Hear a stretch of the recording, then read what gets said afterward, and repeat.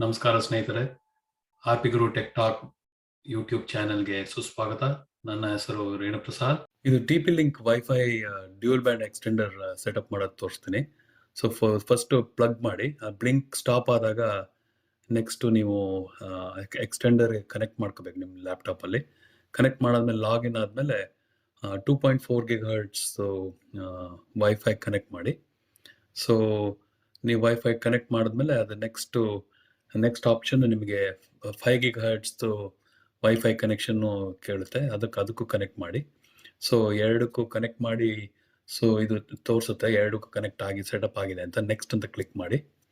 Next click ಮಾಡಿದ್ಮೇಲೆ ನಿಮಗೆ ಅದು ಸೆಟ್ಟಿಂಗ್ಸ್ ಅಪ್ಲೈ ಮಾಡುತ್ತೆ. ಸೊ ಇದು ಈ ವೈಫೈ ಎಕ್ಸ್ಟೆಂಡರ್ 2 ಬ್ಯಾಂಡಲ್ಲೂ ವರ್ಕ್ ಆಗುತ್ತೆ, 2.4 ಆ್ಯಂಡ್ 5 GHz ಅಲ್ಲಿ.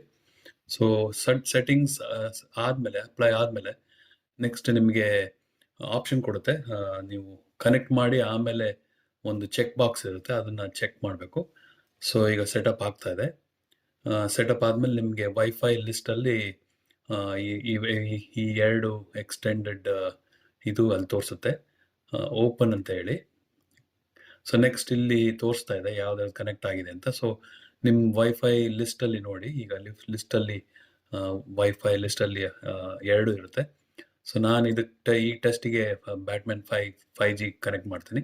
ಸೊ ಕನೆಕ್ಟ್ ಆಗಿ ಎಸ್ ಅಂತ ಹೇಳಾದ್ಮೇಲೆ ಇಲ್ಲಿ ಈ ಕಡೆ ಚೆಕ್ ಬಾಕ್ಸ್ನ have connected to the extended network ಅಂತ ಚೆಕ್ ಮಾಡಿ ಫಿನಿಶ್ ಅಂತ ಕ್ಲಿಕ್ ಮಾಡಿ. ಸೊ ಒಂದ್ಸರಿ ಅದಾದಮೇಲೆ ನಿಮಗೆ ನಿಮ್ಮದು ಎಕ್ಸ್ಟೆಂಡರ್ ಎಲ್ಲಿ ಬೇಕಾದ್ರೂ ಹಾಕಬಹುದು. ಸ್ಟ್ರಾಂಗ್ ಸಿಗ್ನಲ್ ಬರುತ್ತೆ. ಹೋಪ್ ದಿಸ್ ವಿಡಿಯೋ ಹೆಲ್ಪ್ ಆಗುತ್ತೆ. ನಿಮ್ಮ ಈ ವೈಫೈ ಎಕ್ಸ್ಟೆಂಡರ್ದು ಲಿಂಕ್ ಕೊಡ್ತೀನಿ. Thank you.